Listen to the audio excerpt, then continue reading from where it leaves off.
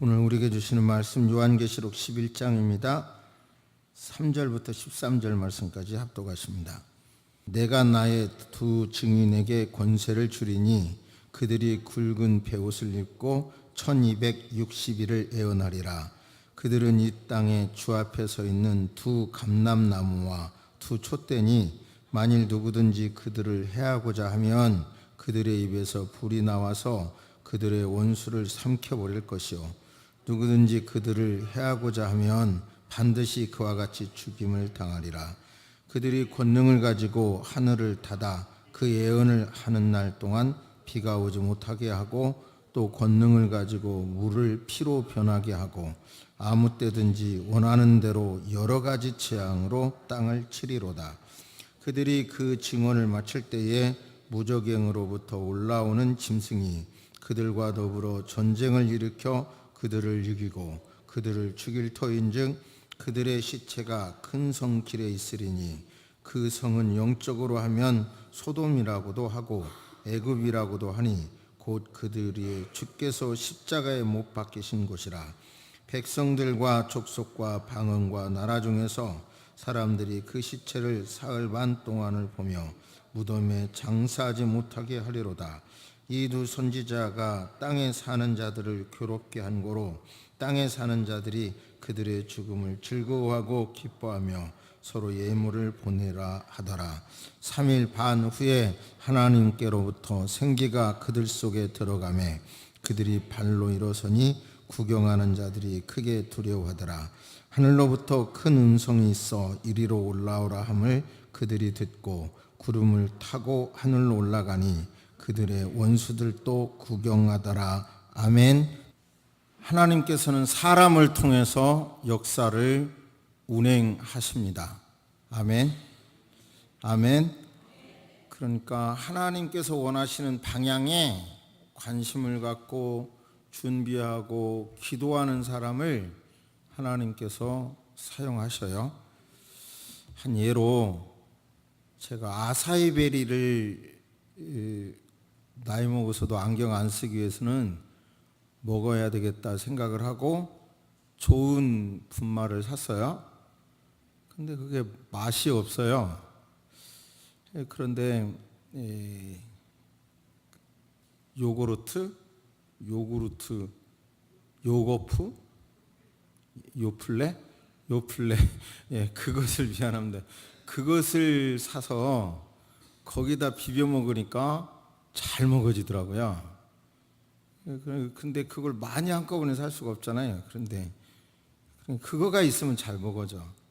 그러니까 이게 하나님이 시대마다 원하는 게 있으신데 그거에 맞는 것을 준비하면 확실히 그 사람을 쓰신다는 거예요. 지금 우리 시대는 어떤 일에 관심을 가져야 할 것인지, 그래야 여러분과 여러분 자녀가 쓰임받을 수 있는 것인지 말씀을 통해서 깨닫고 준비하시는 여러분 되시기를 바랍니다. 본문에 감람나무가 등장하는데요. 감람나무 그러면 여러분 생각에 뭐가 떠올라요? 전도관 박태선 씨가 생각나죠. 저는 어렸을 때 목수기술을 배워서 학교를 다니면서 방학 때 아르바이트 하기가 쉬웠어요. 한 번은 일반 주택을 짓는데 실내 인테리어 하는데 알바로 가서 학비를 벌 수 있었고, 한 번은 창신동에 어느 사진관 거기 가서 알바 한 학기 해서 또 벌 수 있었고, 또 한 번은 이 가구 공장에서 이 강대상을 주문받았다는 데서 강대상이 어마어마한 강대상을 하는데 알바를 했어요. 근데 그 강대상이 어디냐면 저기 노량진 쪽에 있는 천부교, 말하자면 전도광, 거기 강대상인가요? 그래서 이제 만들어 가지고 납품하러 거기 사장하고 같이 갔는데 그 사장님이 거기 교인이었던 거예요. 근데 보니까 조건이 까다롭더라고요. 이렇게 땅땅 쳐서 이 소리가 굉장히 은혜로워야 된다는 거예요. 근데 하여튼 납품이 되긴 했는데 가보니까 엄청 크더라고요. 전도관이. 그래서 소문에 듣던 감람나무 그거에 대해서 관심을 가졌었죠. 근데 이제 그분이 원래 남대문 교회 집사님이었고, 그 다음에 이제 저 창동 그쪽의 교회에서 장로가 됐는데 굉장한 은혜 능력 행사를 하죠. 그분의 주장에 의하면 6.25에 그 피난을 가다가 평택 어디에서 소변을 보는데요, 자기 피가 소변으로 다 나왔대요. 그리고 예수님 피가 채워졌대요. 그래서 거기서 뭐가 나오냐면 피가름이라는 말이 나와요. 피가 싹 갈렸다는 거예요. 그리고 이제 굉장한 능력 행함, 성동구 행당동에 있는 무학교회에서 부흥회를 인도하면서 능력이 드러나고, 남산에서 천막 집회를 하면서 굉장한 이적이 일어났죠. 그래서 사람들이 구름대처럼 밀려들게 됩니다. 근데 자기 자신이 감람나무라고 말하고, 그리고 신앙촌에 들어와야 바로 구원을 받을 수 있다고 말합니다.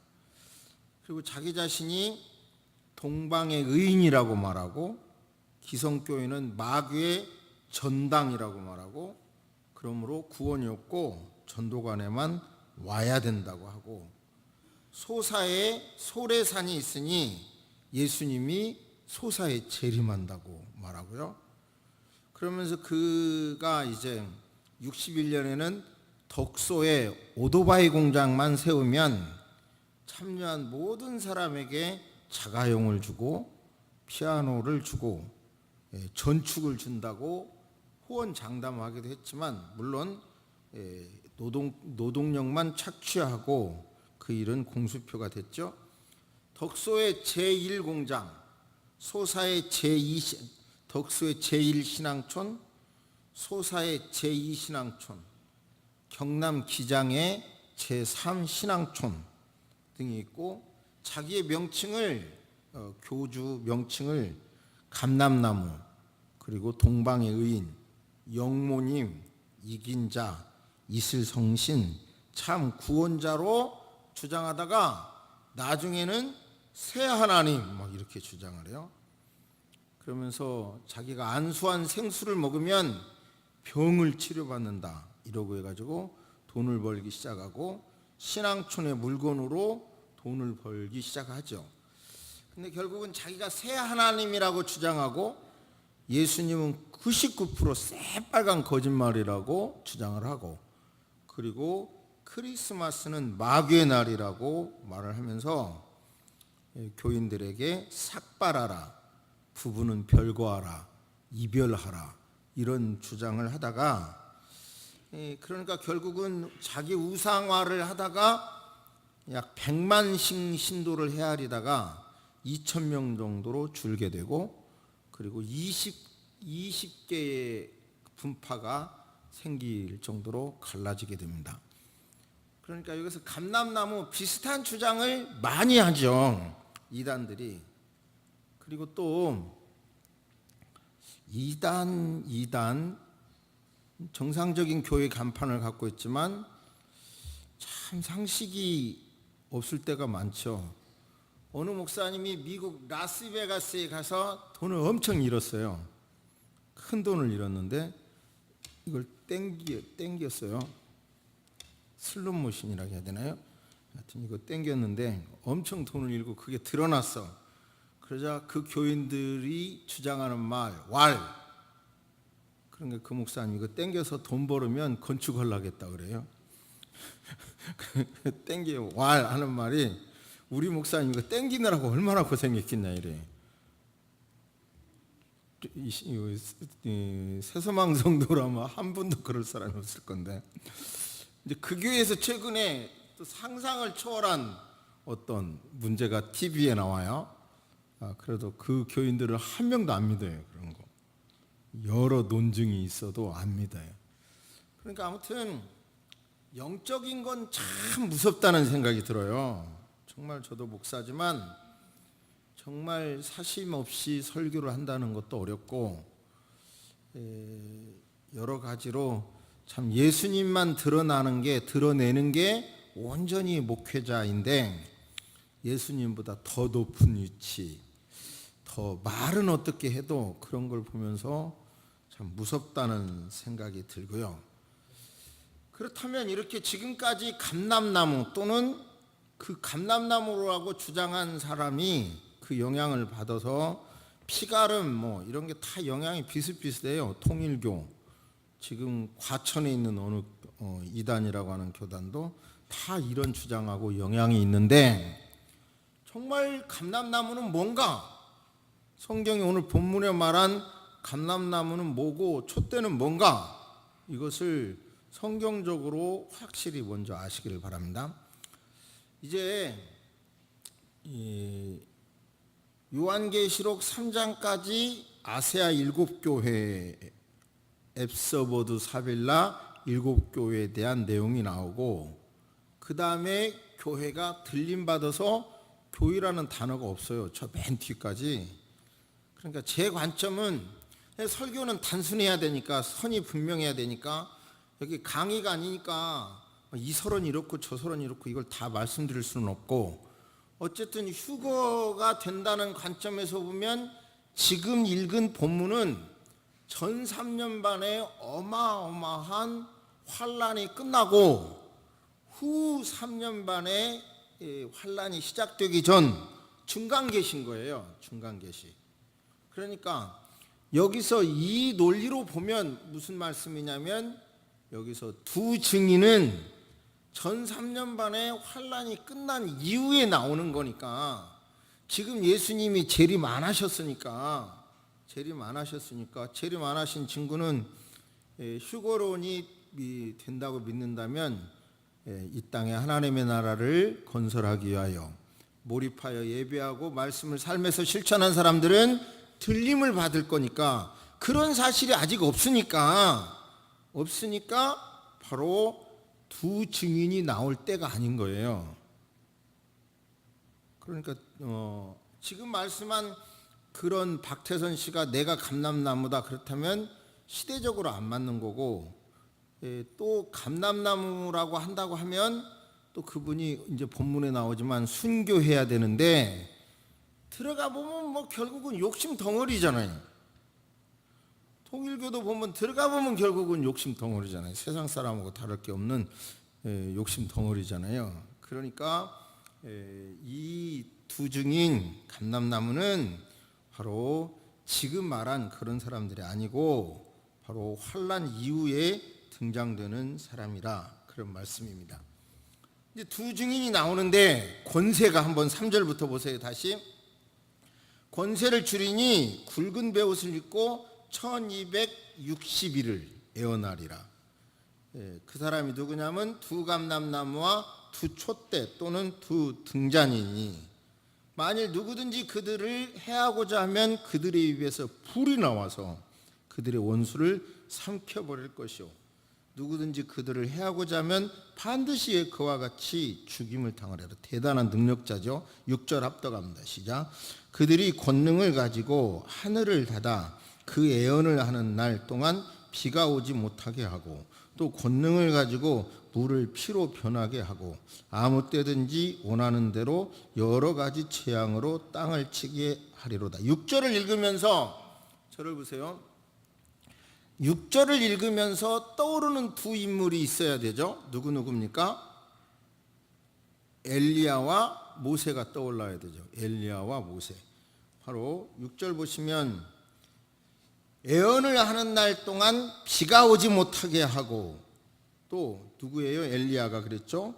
또 권능을 가지고 물을 피로 변하게 하고, 이게 누구예요? 모세. 모세. 저를 봅니다. 이제 잠시 설명하면 모세는 10가지 재앙으로 애굽을 강타하고 이제 마지막 장자를 죽이는 재앙을 가지고 강타하고 그 다음에 나가라에서 이스라엘 백성을 데리고 나오잖아요. 그런데 그 10가지 재앙이 이제 출애굽기 강의 아니니까 간단하게 말씀드리면 애굽 사람들이 믿는 신인 거예요. 신. 그 신들을 강타한 거예요. 강타해. 그러니까 내가 믿는 신보다 저 모세 그리고 이스라엘 사람들이 믿는 여호와 신이 진짜 신이구나 라고 하는 것을 인정하도록 강타를 한 거예요. 아주 그 신들을 격파한 겁니다. 그리고 엘리야는 명령하자 비도 이슬까지도 멈췄죠. 또 기도하자 또 오게 되고 대단한 능력을 행했죠. 지금 왜 여기서 이 모세와 엘리야가 등장되냐면 전 3년 반이 끝나고 후 3년 반에 두 증인이 나와서 엘리야처럼 모세처럼 능력을 행한다는 거예요. 그를 해하는 자가 죽임을 당하고 이렇게 기도하는 대로 막 이적이 일어난다는 거죠. 그래서 32가지예요. 여러 가지인데 크게 보면 실제로 모세와 엘리야가 와서 엘리야는 들림받았고 모세는 시체가 없잖아요. 그 사람이 육체를 가지고 와서 이런 능력을 행한다는 주장, 또는 바로 감람나무는 기름을 제공하잖아요. 감람나무는 저는 무식에서 식초만 있는 줄 알았더니 별 수많은 식초가 있더라고요.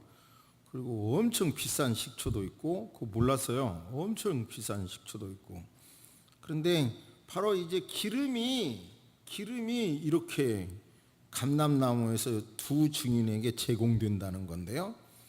그러니까 교회에서 은혜 받은, 즉 교회는 들림 받고 14만 4천 명을 통해서 전도를 받고 나중에라도 은혜 받은 교회에서 이 두 증인들이 후원을 받고 공급을 받아서 이렇게 능력을 행한다, 이런 말이에요.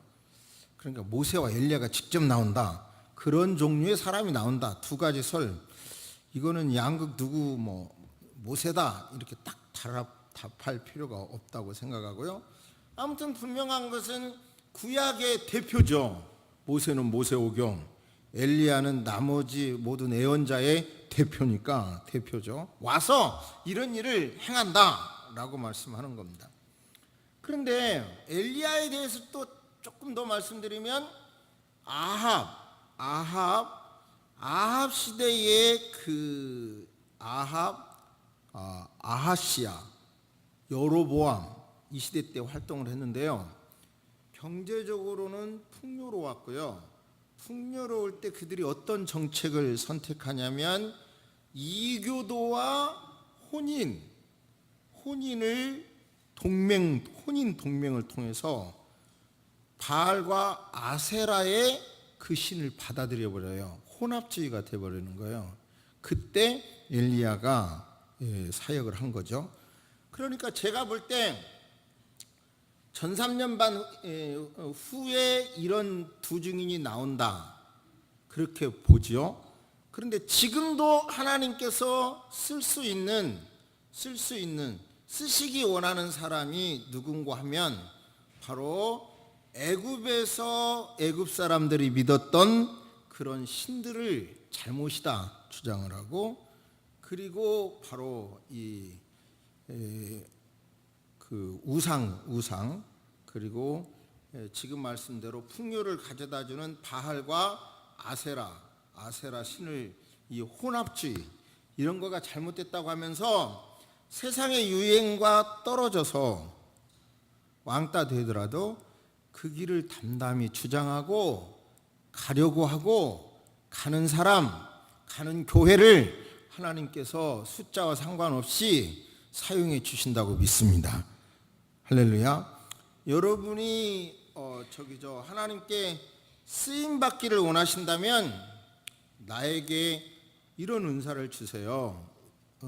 그러면 힘을 주시면, 예를 들어 글을 잘 수 있는 필력을 주신다면, 예를 들어 나에게 어떤 성공을, 경제적인 성공을 주신다면, 뭐를 한다면 바로 이런 일이 세상의 유행인 것 같고 세계 유행인 것 같지만 인류를 망하게 하는 것들이거든요. 그 일에 내가 쓰임 받겠습니다 할 때 하나님께서는 분명히 저는 지혜를 주신다고 봐요. 오해하지 마세요.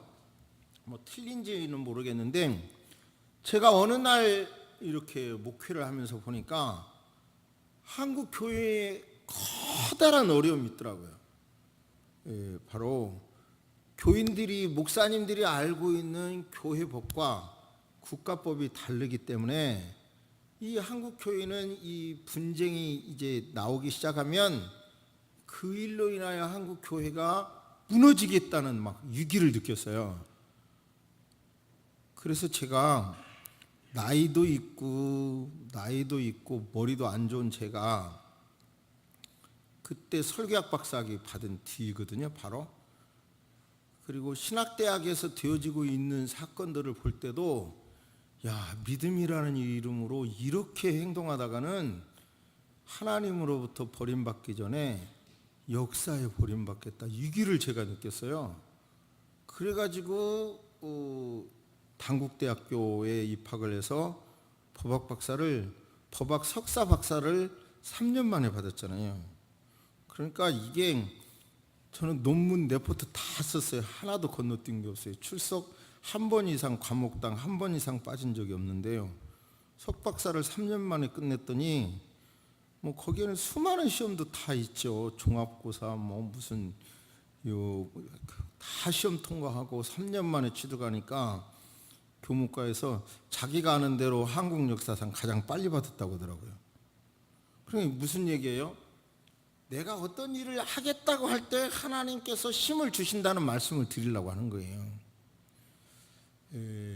여러분, 길르앗 출신이라고 엘리야를 소개하는데, 그것은 길르앗은 가나안 땅과 거리가 멀거든요. 즉 가나안 종교, 바알 종교, 우상의 종교에 물들지 않은 사람을 들어서 쓰셨다는 거예요.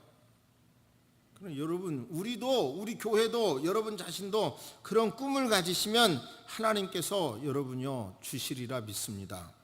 그런데 이런 사람들이 결국은 어떻게 되냐? 성경을 한번 보세요.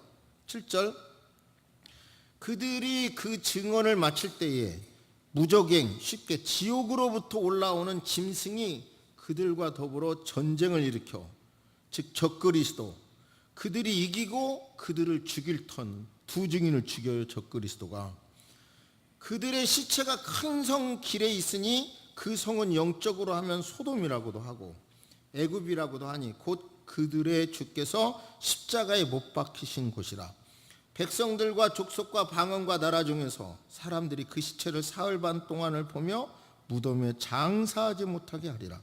이 두 선지자가 땅에 사는 자들을 괴롭게 한 거로 땅에 사는 자들이 그들의 죽음을 즐거워하고 기뻐하여 서로 예물을 보내리라. 저를 보세요.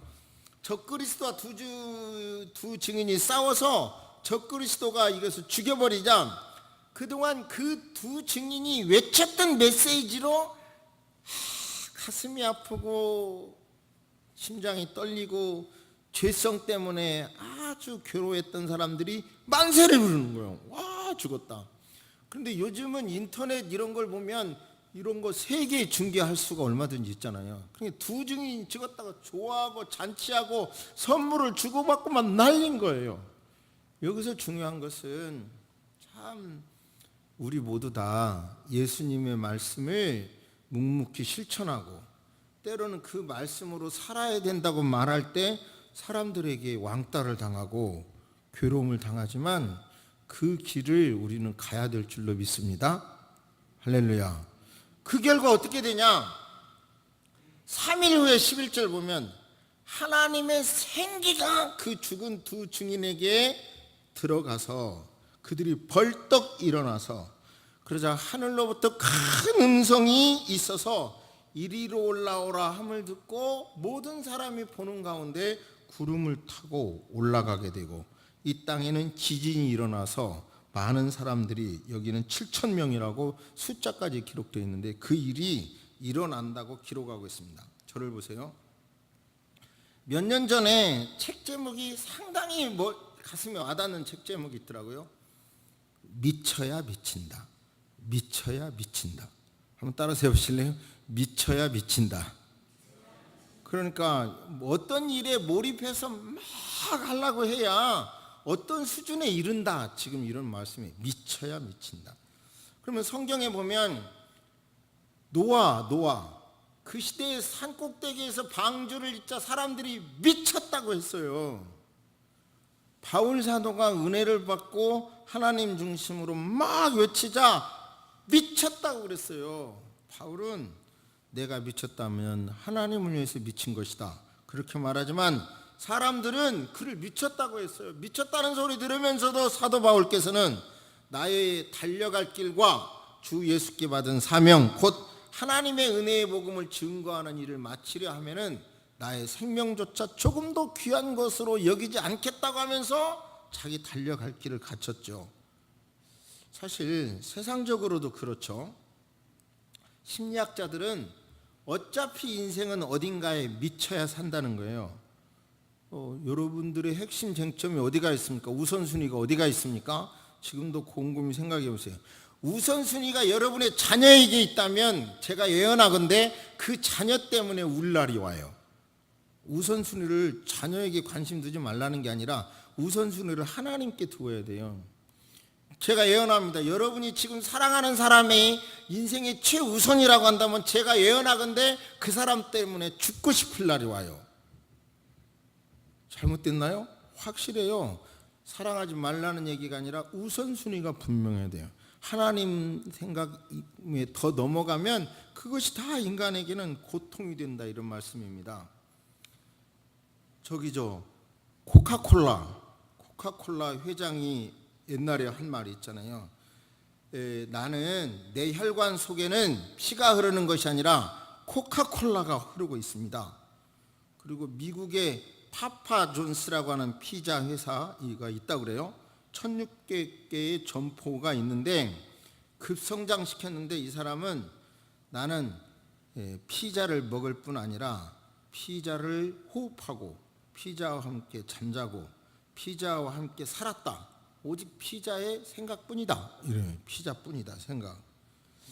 뭔가 이처럼 일을 하고 싶다라고 막 몰입해서 계속 생각하는 사람이 무서운 힘이 있는 거예요. 무서운 힘이. 제가 총회 측에서도 언젠가 중요한 회의에서 발언을 했어요. 이렇게 많은 지금 소송이 오는데 변호사만 맡기면 100% 집니다. 여기서 그룹을 형성해서 이 사건을 몰입해서 계속 생각하는 팀이 있어야 이깁니다 그랬거든요. 근데 역시 재판을 해봐도 항상 그래요. 깊이 생각하는 사람들이 이기더라 이런 말씀이에요. 여러분 오해하지 말고 들어주세요. 지금 설교 요지가 이거잖아요. 하나님의 뜻이 있고 그 일에 관심을 갖고 이렇게 하나님의 뜻과 일치되는데 방향을 정하면 하나님이 돕더라는 지금 설교잖아요. 그러니까 엘리야 바로 그 혼합주의를 배척하고 모세 사람들이 섬기는 신들을 배척하고 내가 하나님 중심으로 살겠다고 할 때 하나님이 도울 거라는 건데 제가 설교를 작성하고 기도해 봤어요. 제 인생을 돌이켜보면서 아까 말씀드린 대로 법학 박사 받을 때도 그랬지만 예를 들어 그 새별이 유학 보낼 때도 이게 하나님의 뜻이면 이렇게 해주세요. 그런데 2년 동안 진짜 매월 살아계신 하나님이 체험되더라고요. 부흥이가 아들이 유학 간다고 할 때도 제일로 힘든 게 뭐냐면 그 1억 정도의 예치를 해야 되는 거예요. 이틀 동안. 근데 아무리 쳐다봐도 우리 교인들한테 달라고 해도 집사님 돈이 있을 것 같으니까 이틀만 주세요. 빌려주세요. 그러면 하이 목사님 우리 통장이 바닥입니다. 이러는데 막상 그거 해내기가 어렵더라고요. 그때 제 생각은 하나님 뜻이면 해주세요 하는데 희한하게 이렇게 그때 저하고 좀 연락하는 분에게 부탁하면 그 일이 이루어지고, 지금 현재까지 3번 그 일이 있었어요. 3번 1억 6천만 원, 7천만 원 이런 식으로. 그럼 그때마다 그런데요, 아들이 처음에 유학 갔을 때는 하나님 뜻이니까 열어주세요. 그럼 학비를 어떻게든지 줄 수 있는 환경을 만드시더라고요. 근데 그 다음에 학교에 갔을 때는 하지 말라. 그 학교는 세상적으로는 명문이어도 내 마음에 안 들거든. 그 학문의 흐름이 자유주의적이기 때문에 나는 그거 오히려 해봐야 나오고 더 거리만 멀어진다. 기도도 안 나오고요, 돈도 안 생겨요. 진짜 그렇더라고요. 그러니까 걔가 또 여우 같아가지고, 그러면 아버지가 원하는 학교로 옮기겠다고 학교를 옮겼어요. 그래서 그러면 내가 기도해보마 지금 그러고 있거든요. 지금 무슨 말씀을 드리려고 하냐면, 하나님의 뜻과 맞는 것을 이렇게 하고 기도하면 진짜 환경도 열어지고 돈도 열어지고 막 그러더라고요. 언젠가 한번 간증했는데 희한한 사건이 있어요.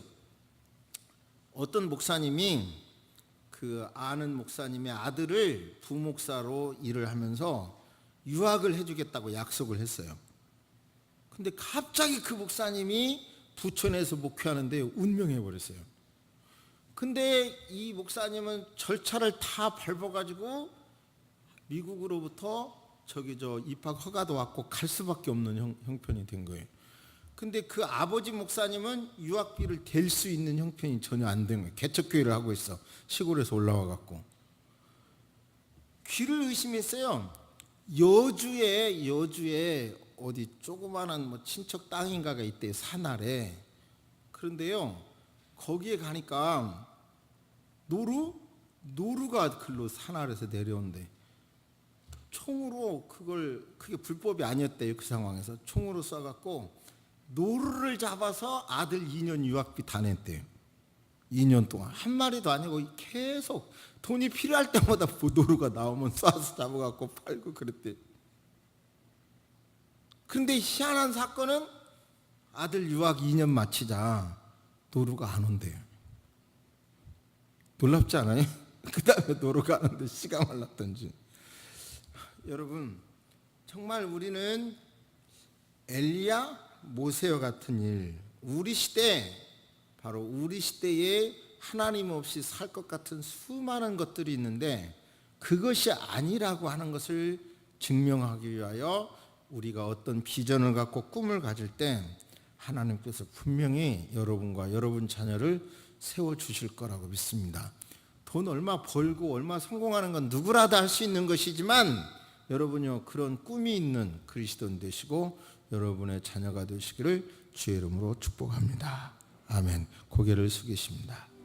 하나님 아버지, 우리가 살고 있는 이 세상은 성경이 금한 것을 국가의 힘으로, 유엔의 힘으로 밀어붙이고 있습니다. 이런 때 엘리야와 같은 마음으로 정말 바른 가치관을 위하여 아버지 꿈을 세우는 새소망 교회와 성도와 자녀들이 되게 하여 주옵소서. 대한민국 헌법 개정 또는 대법원 판례, 지방 조례로 성경에서 금한 죄들을 합법화할 가능성이 너무 많습니다. 하나님, 이 나라의 도덕적 기준이 잘못되지 않도록 지켜주옵시기를 기도합니다. 주님, 이런 모든 일들을 위하여 통일한국, 자유가 있는 통일한국, 이런 것을 위해서도 우리 교회가 쓰임받을 수 있도록 힘을 주시고 능력을 주옵시기를 기도드립니다. 한국 개신교회가 너무 많은 혼란에 빠져 있사온데, 주님, 이 혼란에서 우리가 건져낼 수 있는 지혜, 방향을 제시하는 교회가 되도록 하나님 도와주시옵소서. 아버지 하나님, 새로운 봄을 맞이하여 지친 성도들이 회복되게 하여 주옵소서. 이 시간에도 예배를 사모하지만 육체적인 질병 때문에 꼼짝 못하고 있는 사랑하는 성도들을 주여 세워주시고 일으켜 주옵소서. 육체적인 질병 가운데서도 하나님 예배드리며 섬기는 성도에게 힘을 주시고 하나님 아버지 능력을 주시고 보호하여 주옵소서. 아버지여, 너무 많은 격변의 세월 속에 삽니다. 성도 여러분들, 이 속에서 한 가지라도 잘못 판단하지 않도록 도와주시옵소서. 지금은 우리 주 예수 그리스도의 은혜와 우리 하나님의 놀라우신 사랑과 성령님의 감화감동 교통하심이 이제로부터 영원토록 함께 있을지어다. 아멘.